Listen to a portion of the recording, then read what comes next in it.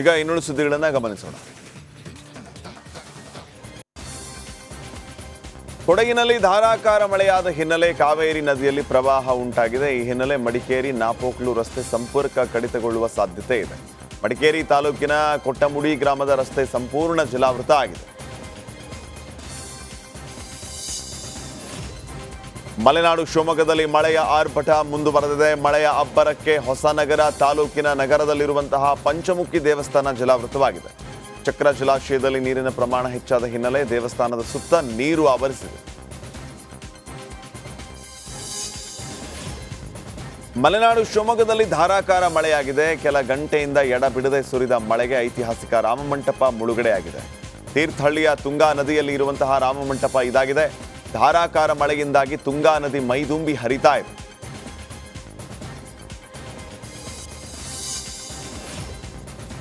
ಕೊಡಗು ಜಿಲ್ಲೆಯಲ್ಲಿ 2 ದಿನ red alert ಘೋಷಣೆ ಮಾಡಲಾಗಿದೆ. ಜಿಲ್ಲೆಗೆ ಬರುವಂತಹ ಪ್ರವಾಸಿಗರಿಗೆ 2 ದಿನ ಬರದಂತೆ ಜಿಲ್ಲಾಧಿಕಾರಿ ಸಲಹೆ ನೀಡಿದ್ದಾರೆ. ಧಾರಾಕಾರ ಮಳೆಯ ಹಿನ್ನೆಲೆ ರಸ್ತೆ ಸಂಪರ್ಕ ಕಡಿತಗೊಳ್ಳುವ ಸಾಧ್ಯತೆ ಇದೆ. ಈ ಪರಿಣಾಮ 2 ದಿನಗಳ ನಂತರ ಬರುವಂತೆ ಸಲಹೆಯನ್ನು ನೀಡಲಾಗಿದೆ. ಮಲೆನಾಡು ಭಾಗದಲ್ಲಿ ಧಾರಾಕಾರ ಮಳೆಯಾದ ಹಿನ್ನೆಲೆ ಇವತ್ತು ರೆಡ್ ಅಲರ್ಟ್ ಘೋಷಣೆ ಮಾಡಲಾಗಿದೆ. ಈ ಭಾಗದ 6 ತಾಲೂಕಿನ ಅಂಗನವಾಡಿ, ಶಾಲಾ ಕಾಲೇಜು, ಪದವಿ ಕಾಲೇಜಿಗೂ ರಜೆ ಘೋಷಣೆ ಮಾಡಲಾಗಿದೆ. ಧಾರಾಕಾರ ಮಳೆ ಹಿನ್ನೆಲೆ ಮುಂಜಾಗ್ರತಾ ಕ್ರಮವಾಗಿ ರಜೆಯನ್ನು ಘೋಷಣೆ ಮಾಡಲಾಗಿದೆ. ಮೂಡಿಗೆರೆ, ಕಳಸ, ಶೃಂಗೇರಿ, ಕೊಪ್ಪ, ಎನ್ಆರ್ ಪುರ, ಚಿಕ್ಕಮಗಳೂರು ತಾಲೂಕಿನ ಅಂಗನವಾಡಿ, ಶಾಲಾ ಕಾಲೇಜುಗಳಿಗೆ ಜಿಲ್ಲಾಧಿಕಾರಿ ಮೀನಾ ನಾಗರಾಜ್ ರಜೆ ನೀಡಿ ಆದೇಶವನ್ನು ಹೊರಡಿಸಿದ್ದಾರೆ. ಮಲೆನಾಡಿನಲ್ಲಿ ಮಳೆಯ ಅಬ್ಬರ ಮುಂದುವರೆದಿದೆ. ಶಿವಮೊಗ್ಗದ ತೀರ್ಥಹಳ್ಳಿಯಲ್ಲಿ ತುಂಗಾ ನದಿ ಅಪಾಯದ ಮಟ್ಟ ಮೀರಿ ಹರಿಯುತ್ತಿದೆ.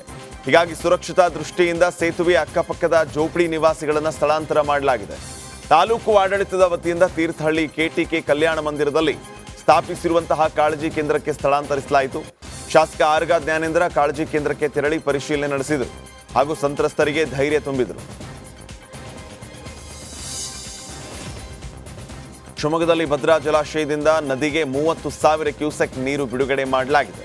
ಈ ಹಿನ್ನೆಲೆ ಭದ್ರಾವತಿಯ ಕೆಎಸ್ಆರ್ಟಿಸಿ ಬಸ್ ನಿಲ್ದಾಣದ ಬಳಿ ಇರುವಂತಹ ಹೊಸ ಸೇತುವೆ ಮುಳುಗಡೆ ಹಂತ ತಲುಪಿದೆ. ಹೀಗಾಗಿ ಪೊಲೀಸರು ಸೇತುವೆಯ 2 ಕಡೆ ಬ್ಯಾರಿಕೇಡ್ ಹಾಕಿ ವಾಹನ ಸಂಚಾರ ನಿರ್ಬಂಧ ಮಾಡಿದ್ದಾರೆ. ಮಲೆನಾಡಿನ ಭಾಗದಲ್ಲಿ ಮಳೆಯ ಆರ್ಭಟ ಮುಂದುವರೆದಿದೆ. ಜಿಲ್ಲೆಯ ಜಲಾಶಯಗಳಿಗೆ ಒಳಹರಿವು ಹೆಚ್ಚಾಗಿದೆ. ತುಂಗಾ ಜಲಾಶಯಕ್ಕೆ ಒಳಹರಿವು ಪ್ರಮಾಣ ಹೆಚ್ಚಳವಾಗಿದೆ. ಶಿವಮೊಗ್ಗ ತಾಲೂಕಿನ ಗಾಜನೂರಿನ ತುಂಗಾ ಜಲಾಶಯದಲ್ಲಿ 83,000 ಕ್ಯೂಸೆಕ್ ಒಳಹರಿವಿನ ಮಟ್ಟ ದಾಖಲಾಗಿದೆ. ಹೀಗಾಗಿ ತುಂಗಾ ಜಲಾಶಯದಿಂದ 80,000 ಕ್ಯೂಸೆಕ್ ನೀರು ನದಿಗೆ ಬಿಡುಗಡೆ ಮಾಡಲಾಗಿದೆ. ನದಿ ಪಾತ್ರದ ಜನರು ಎಚ್ಚರಿಕೆಯಿಂದ ಇರುವಂತೆ ಜಿಲ್ಲಾಡಳಿತ ಸೂಚನೆ ನೀಡಿದೆ.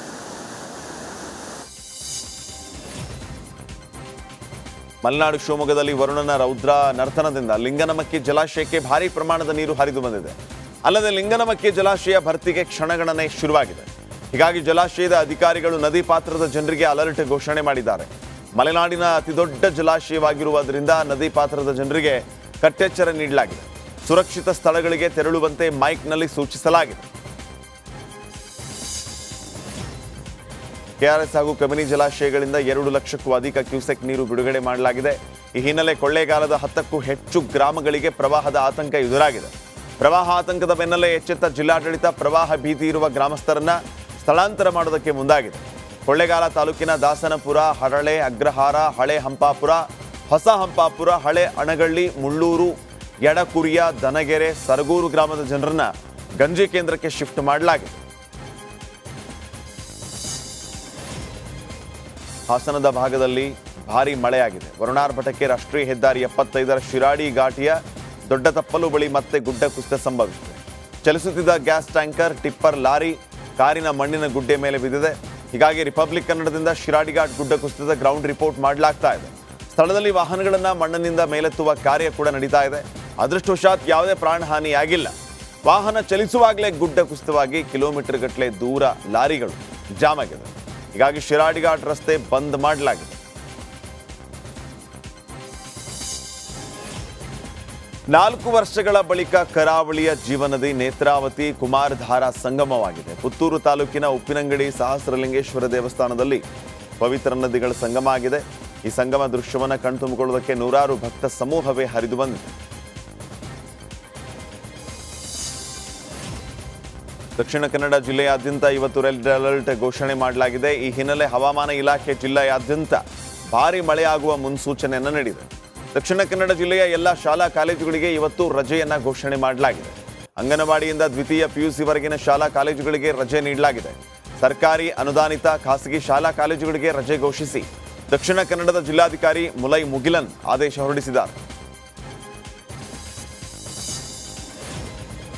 ಮಲೆನಾಡಿನಲ್ಲಿ ಧಾರಾಕಾರವಾಗಿ ಸುರಿಯುತ್ತಿರುವ ಮಳೆ ಹಿನ್ನೆಲೆ ಶಿವಮೊಗ್ಗದ 3 ತಾಲೂಕಿನ ಶಾಲಾ ಕಾಲೇಜಿಗೆ ಇವತ್ತು ರಜೆ ಘೋಷಣೆ ಮಾಡಲಾಗಿದೆ.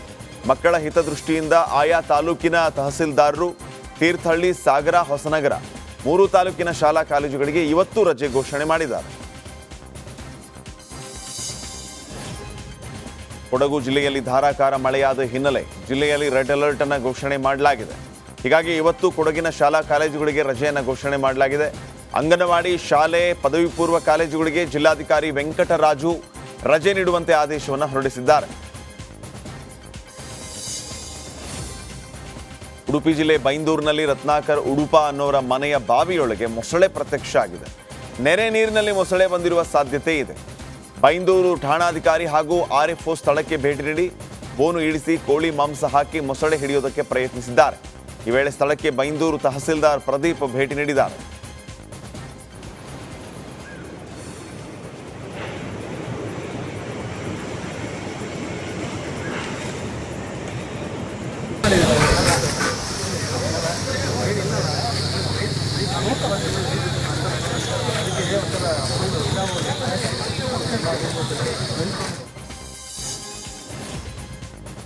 ಮಂಡ್ಯದ ಕಾವೇರಿ ಜಲಾನಯನ ಪ್ರದೇಶ ಹಾಗೂ ವಯನಾಡಿನಲ್ಲಿ ಮಳೆಯ ಅಬ್ಬರ ಜೋರಾಗಿದೆ. ಹೀಗಾಗಿ ಮಂಡ್ಯ, ಮೈಸೂರು, ಚಾಮರಾಜನಗರ ಜಿಲ್ಲೆಯ ಕಾವೇರಿ ನದಿ ಪಾತ್ರದ ಜನರಿಗೆ ಅಲರ್ಟ್ ಘೋಷಣೆ ಮಾಡಲಾಗಿದೆ.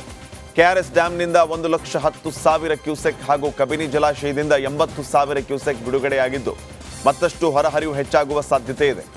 ಯಾವಾಗ ಬೇಕಾದರೂ 2 ಲಕ್ಷ ಕ್ಯೂಸೆಕ್ಗೆ ಹೆಚ್ಚಳ ಆಗಬಹುದು. ಹೀಗಾಗಿ ನದಿ ಪಾತ್ರದ ಜನರು ನದಿಯ ತಟಕ್ಕೆ ಹೋಗಬೇಡಿ ಅಂತ ಕಾವೇರಿ ನೀರಾವರಿ ನಿಗಮದಿಂದ ಘೋಷಣೆ ಮಾಡಲಾಗಿದೆ.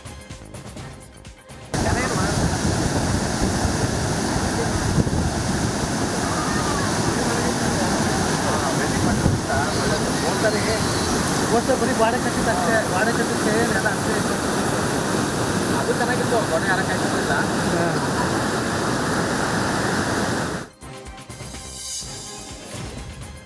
ರಾಜ್ಯದಲ್ಲಿ ಇವತ್ತು ಹವಾಮಾನ ಇಲಾಖೆ ಗಾಳಿಯ ವೇಗದ ಅಲರ್ಟ್ ನೀಡಿದೆ. ಪ್ರತಿ ಗಂಟೆಗೆ 40ರಿಂದ 50 ಕಿಲೋಮೀಟರ್ ಇರಲಿದೆ. ಈ ವೇಳೆ ಮರಗಳು, ವಿದ್ಯುತ್ ಕಂಬಗಳು ಬೀಳಬಹುದು. ಅಲ್ಲದೆ ಸಮುದ್ರಕ್ಕೆ ಇಳಿಯದಂತೆ ರಾಜ್ಯದ ಜನರಿಗೆ ಎಚ್ಚರಿಸಿದ್ದಾರೆ. 275 ಮಂದಿ ನಾಪತ್ತೆಯಾಗಿದ್ದಾರೆ. 200ಕ್ಕೂ ಹೆಚ್ಚು ಮನೆಗಳು ಬಿರುಕು ಬಿಟ್ಟಿದೆ. ಅಂದ್ರೆ ಆ ಕುರುಹು ಸಿಗದಂತೆ ಕೂಡ ನಾಪತ್ತೆ ಆಗ್ಬಿಟ್ಟಿದೆ ಹಲವು ಮನೆಗಳು. ನಾನು ನಿನ್ನೆ ಕೂಡ ಹೇಳ್ತಾ ಇದ್ದೆ, ಆ ವಯನಾಡಿನ ದೃಶ್ಯ